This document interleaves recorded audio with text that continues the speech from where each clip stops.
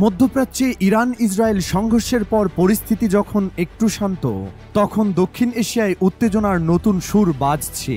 পাকিস্তানের রাজনৈতিক ও সামরিক মহল দাবি করছে ভারত ও ইসরায়েল এবার একসঙ্গে পাকিস্তানের বিরুদ্ধে বড় ধরনের সামরিক অভিযান চালানোর প্রস্তুতি নিচ্ছে। এই দাবির পেছনে ইসরায়েলি ও ভারতীয় কিছু উচ্চপদস্থ ব্যক্তির বক্তব্য ও গতিবিধি তুলে ধরেছেন পাকিস্তানি বিশ্লেষকরা।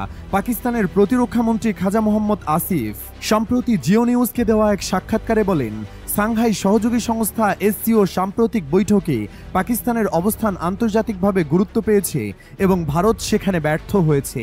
তিনি ভারতের প্রধানমন্ত্রী নরেন্দ্র মোদীকে যুদ্ধ পরবর্তী পরাজয়ে ঢাকার জন্য মিথ্যাচারে লিপ্ত বলে অভিযুক্ত করেন। একই সঙ্গে তিনি বলেন, সিন্ধু পানি চুক্তি কেউ একতরফাভাবে বাতিল করতে পারে না এবং এটি আন্তর্জাতিক আদালতেও স্বীকৃত একটি দ্বিপাক্ষিক চুক্তি। এদিকে পাকিস্তানের প্রখ্যাত সাংবাদিক হামিদ মির তার সোশ্যাল মিডিয়া পোস্টে দাবি করেন, ইরানের বিরুদ্ধে ব্যর্থতার প্রতিশোধ নিতে ইসরায়েল এবার পাকিস্তানকে টার্গেট করছে এবং ভারত এই পরিকল্পনায় সক্রিয়ভাবে অংশ নিচ্ছে। তিনি উল্লেখ করেন, ইসরায়েলের প্রতিরক্ষা মহলে পাকিস্তানের পারমাণবিক কর্মসূচিকে হুমকি হিসেবে বিবেচনা করা হচ্ছে এবং তা ধ্বংস করার সুস্পষ্ট বার্তা দেওয়া হয়েছে।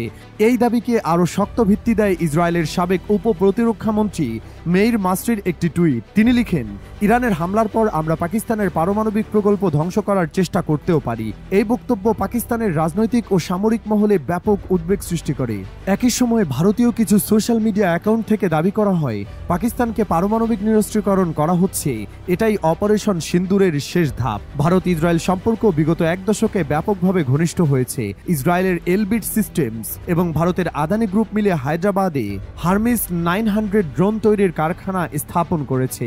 এই ড্রোন এবং অন্যান্য সামরিক প্রযুক্তি পাকিস্তান বিরোধী অভিযানে ব্যবহারের জন্য প্রস্তুত করা হচ্ছে বলে বিশ্লেষকরা মনে করছেন। তবে এখন পর্যন্ত আন্তর্জাতিক কোনো নিরপেক্ষ সংবাদ মাধ্যম বা সংস্থা ভারত ও ইসরায়েলের এমন কোনো যৌথ হামলার পরিকল্পনার সত্যতা নিশ্চিত করেনি।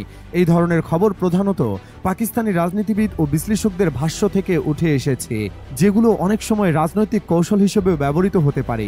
বিশেষজ্ঞদের মতে, মোদী সরকার অক্টোবরের বিহার নির্বাচনকে সামনে রেখে পাকিস্তান বিরোধী কোনো জয় জনগণের সামনে তুলে ধরতে চাইতে পারে। অন্যদিকে পাকিস্তানও যে কোনো আগ্রাসনের জবাব দিতে প্রস্তুত বলে বারবার জানিয়েছে। ফলে দক্ষিণ এশিয়ার পরিস্থিতি আরও জটিল ও অস্থির হয়ে উঠছে। যদি ভারত ইসরায়েল যৌথভাবে পাকিস্তানকে লক্ষ্য করে সত্যি সামরিক পদক্ষেপ নেয়, তাহলে তা শুধু আঞ্চলিক নিরাপত্তাই নয়, বিশ্ব রাজনীতির দিক থেকেও এক গভীর সংকট সৃষ্টি করতে পারে।